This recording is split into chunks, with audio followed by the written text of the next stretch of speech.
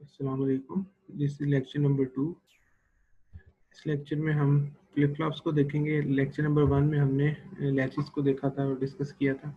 हमने कहा था कि लैचेस जो हैं वो एसिंक्रोनस सीक्वेंशियल सर्किट्स हैं, जबकि हमें सिंक्रोनस सीक्वेंशियल सर्किट्स ज़्यादातर हम यूज़ करते हैं। तो उनको बनाने के लिए हमें फ्लिप फ्लॉप्स बनाने होंगे, उनको बनाने के लिए हमें फिर लैचेस को यूज़ करते हैं। देखते हैं कि फ्लिप फ्लॉप्स जो हैं वो क्या काम करते हैं, कैसे इनकी वर्किंग होती है। Flip-flops are constructed in such a way to make D latches operate properly when they are part of a sequential circuit that deploys the common clock. तो D लैच क्या होती है, किस तरह से उसकी वर्किंग है। हमने कहा था कि D लैच में अगर दो इनपुट्स देखी थी, एक हमने कंट्रोल इनपुट दी थी और एक हमने D एज इनपुट यूज़ किया था। हमने कहा था अगर हमारा जो C है या कंट्रोल इनपुट है, अगर वो ज़ीरो होगी तो D की वैल्यू पे डिपेंड नहीं करेगी, लैच जो डाटा होगा वही रहेगा। अगर C1 होगा और D जो है वो C1 होगा तो D की वैल्यूज़ पे आउटपुट डिपेंड करेगी, यानी जो D होगा वही Q हो जाएगा। D अगर 0 होगा तो Q 0 होगा, D अगर 1 होगा तो Q 1 होगा। इस चीज़ को, लैच को जो है अब हमने एक क्लॉक पल्स के थ्रू इसको कंट्रोल करना है, बजाय इसके कि हम इसे 1-0 वैल्यूज़ पे कंट्रोल इनपुट के तौर पे हम कर रहे हैं। उसकी जगह हमने सिर्फ क्लॉक पल्स के लेवल्स पे इसको कंट्रोल करना चाहते हैं। ठीक है, तो ये जो डिफरेंस है दोनों के अंदर, अगर मैं नेक्स्ट इस डायग्राम को देखूँ तो जो कंट्रोल हमने जो अभी तक हमने लैच पढ़ी थी उसमें हमने कहा था कंट्रोल इनपुट, यानी अगर C 0 हो या 1 हो। C 0 होगा तो अनचेंज रहेगी आउटपुट और 1 होगा तो D की वैल्यू पे डिपेंड करेगी आउटपुट। तो 1-0 पे ये चीज़ डिपेंड कर रही थी, जबकि हम चाहते हैं कि ऐसे फ्लिप फ्लॉप्स बनाएं जो कि क्लॉक पल्सेस के ऊपर ट्रिगर हों, यानी उनके एजेस के ऊपर ट्रिगर हों। तो दो तरह के फ्लिप फ्लॉप्स हमारे इस तरह से दो टाइप्स के इस तरह होते हैं, एक पॉजिटिव एज होते हैं और एक नेगेटिव एज होते हैं। पॉजिटिव एज मीन्स कि क्लॉक जो है वो अब C की जगह हमने जो C वहाँ पे यूज़ किया, जो 0-1 पे था, हमने C की जगह पे अब क्लॉक को यूज़ करना है। और क्लॉक में दो तरह की ट्रांजिशन होती हैं। एक हम 0 से हाई जा रहे होते हैं, जिसमें अप एरो बनाया हुआ है। इट मीन्स कि पहली ट्रांजिशन क्लॉक में क्या हो रही है, 0 से 1 जा रहे हैं। या क्लॉक के अंदर आप हाई से लो भी हो रहे होते हैं, जैसे कि ये एक ट्रांजिशन है हाई से लो। अगर ऐसा फ्लिप फ्लॉप डिज़ाइन किया गया है जो कि पॉजिटिव एज ट्रिगर्स है, तो वो इस ट्रांजिशन पे आउटपुट को चेंज करेगा या अपनी फंक्शनैलिटी परफॉर्म करेगा, अदरवाइज नहीं करेगा, यानी कि 0 से 1 की ट्रांजिशन के ऊपर। अगर नेगेटिव एज ट्रिगर्ड होगा फ्लिप फ्लॉप तो वो इस दूसरी ट्रांजिशन यानी कि हाई से लो, 1 से 0 पे जो ट्रांजिशन हो रही है उस पर वो उससे सेंसिटिव होगा या उसके ऊपर वो एक्ट करेगा, अदरवाइज वो एक्ट नहीं करेगा। तो हमने ये चेंज कर दिया कि हमने लैचेस जो थी, जो कि 0 लेवल पे ही चल रही थी या 1 पे कर रही थी, लेवल्स को जो कर रही थी हैंडल या उसके ऊपर ट्रिगर हो रही थी, हमने उसको चेंज करके एच ट्रिगर कर दिया। तो इस तरह के जो लैचेस होती हैं जो एच ट्रिगर हों उनको हम फ्लिप फ्लॉप्स कहते हैं। ये फ्लिप फ्लॉप भी बनेंगे लैच के थ्रू ही, लेकिन ये एज ट्रिगर्ड होंगे, यानी जो क्लॉक पल्स होगी उसके एजेस के ऊपर ये अपनी फंक्शनैलिटी करेगा। There are two ways that a latch can be modified to form a flip flop.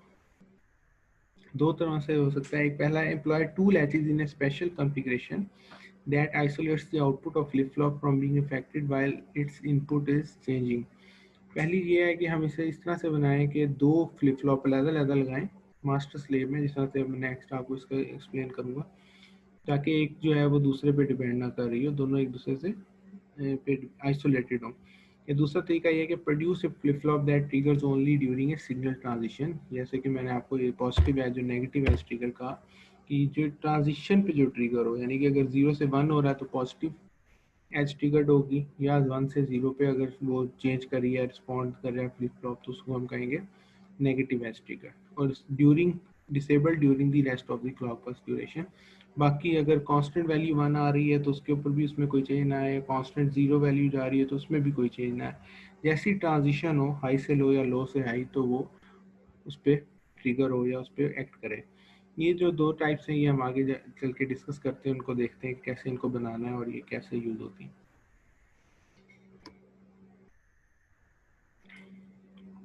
पहला जो है वो master slave D flip flop है।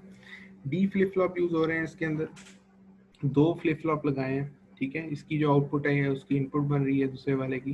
पहले को हम मास्टर कह रहे हैं और दूसरे को हम स्लेव कह रहे हैं, ठीक है। दोनों में डी फ्लिप फ्लॉप यूज हुए हैं।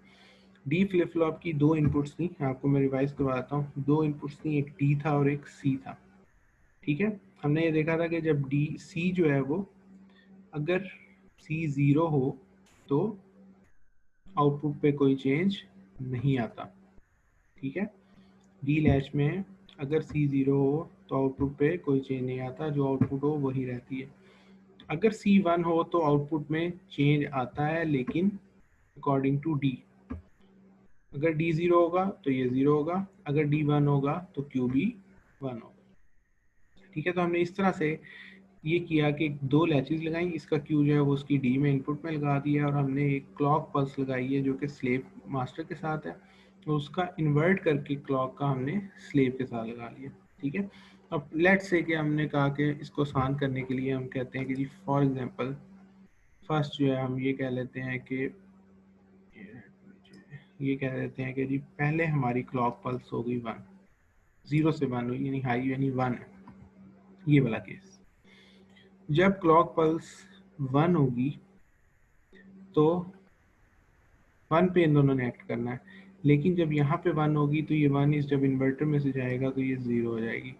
इसको क्लॉक जो है वो 1 मिल रहा है, लेकिन इसको जो सी है वो 0 मिल रहा है। इट मीन्स इस 0 की वजह से स्लेव में जो आउटपुट, स्लेव का जो क्यू है उसमें कोई चेंज नहीं आएगा, ठीक है। अब यहाँ पे अगर 0 होगा, ये डाटा जो है वो डायरेक्टली पास कर जाएगा, यानी कि इसमें कोई चेंज नहीं आएगा, ये एक्टिव हो जाएगी मास्टर जो लैच है। जब क्लॉक पल्स यहाँ पे 0 होगी और ये 1 हो जाएगा, क्योंकि यहाँ पे इन्वर्टर लगाया हमने। अगर ये 0 होगा और ये 1 हो जाएगा, तो इसका मतलब ये है कि ये अब एक्ट करेगी, यानी जो डी की वैल्यू होगी वही आउटपुट पे आएगी। इस सिनेरियो के अंदर ये चेंज आएगा कि अब हमारा क्लॉक 0 है फर्स्ट लैच के लिए। 0 के केस में जब यहाँ पे क्लॉक 0 होगा तो हमारी जो डी लैच मास्टर वाली है इसमें कोई चेंज नहीं आएगा, यानी कि जो क्यू होगा वही रहेगा। फॉर एग्जांपल हम कहते हैं कि ये सेट स्टेट में था, यानी 1 था। अब क्लॉक के 0 होने की वजह से जो है वो ये यहाँ पे 1 ही रहेगा, क्योंकि इसने चेंज नहीं करनी वैल्यू जब तक कि क्लॉक 1 नहीं होगा। जब ये 1 होगा तो इट मीन्स के यहाँ पे क्लॉक उस टाइम पे 1 है, 0 की वजह से इन्वर्टर में से गुजरा 1 हो गया, तो इसको 1 मिला, यानी कि अब इसने एक्टिव हो जाना है, स्लेव ने काम करना है। तो अब ये जो 1 है यही आउटपुट पे 1 आ जाएगा, क्योंकि जो डी होता है वही आउटपुट पे आ जाता है, तो ये 1 आ जाएगा। यानी कि जब क्लॉक 0 हो तो डायरेक्टली वैल्यू जो है वो मास्टर वाली पास होके क्यू पे आ जाती है। इसको अगर हम टाइमिंग डायग्राम से देखें तो हमें ज़्यादा इसकी समझ आएगी। फॉर एग्जाम्पल अगर मैं ये देखूँ कि पहले मेरा क्लॉक 0 था, ठीक है, और 0 से ट्रांजिशन हुई 1 पे, यानी कि हाई हो गया। जब हाई हुआ तो डी मास्टर जो है वो, यानी मास्टर के लिए क्लॉक 1 है और स्लेव के लिए डी जो है वो 0 है। स्लेव के लिए अगर डी 0 है तो कोई चेंज नहीं आएगा, यानी मेरा क्यू जो है वो चेंज नहीं होगा, ठीक है। इट मीन्स फॉर एग्जांपल जी इस टाइम पे डी 1 था, मास्टर वाला डी 1 था, तो क्यू मास्टर भी 1 हो जाएगा, ठीक है। डी 0 होगा तो क्यू मास्टर भी 0 हो जाएगा, यानी जो वैल्यू डी की यहाँ होगी वही 1 होगा तो 1 हो जाएगा, 0 होगा तो 0 हो जाएगा।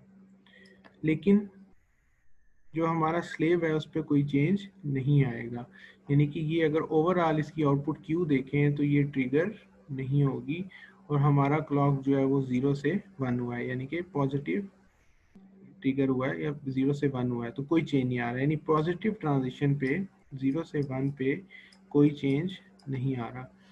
लेकिन जैसे ही इसको चेंज करेंगे, ठीक है, नेक्स्ट जो है वो क्लॉक को चेंज कर दिया जाएगा।